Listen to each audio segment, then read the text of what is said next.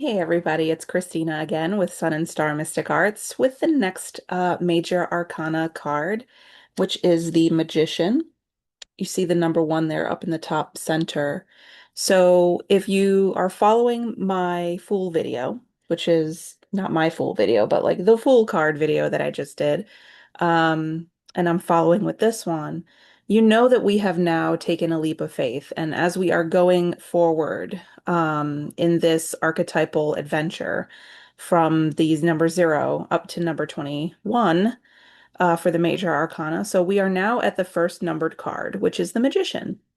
Now, the Magician is a very intentional, very conscious action manifestation sort of process that happens after the Fool's Leap. And, so if you notice the biggest thing that jumps out at me for this particular card is right away, you can see that he's doing the as above, so below action. So the as above, so below, which is basically this esoteric reference for manifesting and creating, making what is basically bringing something from the ether into density with this material manifestation. So your one hand is pointing to heaven, one hand is pointing to earth, and you are bridging these spiritual and material realms, to put it more eloquently. So you notice on his table, he has all four of the suits there. He's got the sword, the wand, the cup, and the pentacle. And this is supposed to represent his mastery over all of the elements and all of his resources. He is the alchemist. The magician is that. He has the infinity symbol above his head. And that basically shows that he has unlimited potential, eternal wisdom, access to all these things.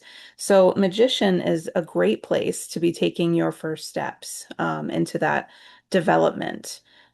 He embodies the ability to channel intention into reality through concentrated effort, through intention. So, right, you're intentional, you're manifesting, you're creating.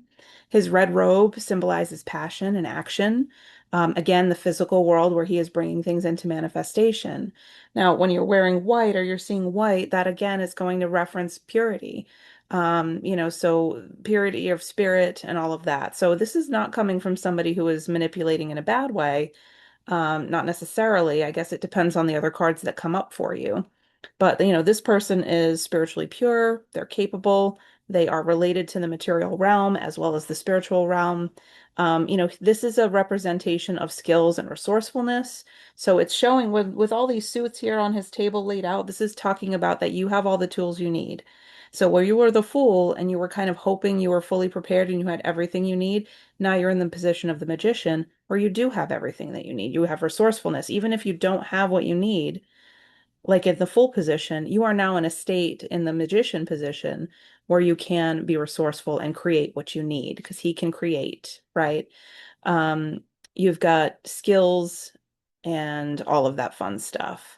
Now, this card is also associated with the planet Mercury, which is representative of communication and intellect, clear thinking, persuasion, clever strategy. So, really, the magician is your all around sort of like this guy knows what he needs to do.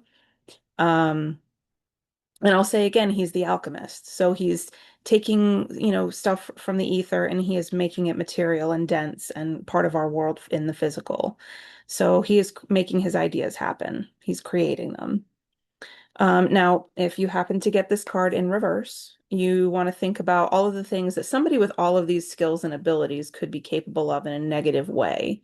So potentially manipulation, potentially, somebody who has a ton of potential, but it's not really being tapped into. It could be self-doubt, right? Because this guy is extremely, I mean, he knows all the things, so he's not lacking in confidence typically. So when we're in reverse, we're thinking self-doubt. We're thinking if I have a taste of power, I might misuse it because I might be manipulating. So, you got to keep all these negative aspects in mind when you're thinking about the magician, who is kind of like a master of all things. So I hope that is helpful, and we'll continue in the next one with the next major arcana. Thanks.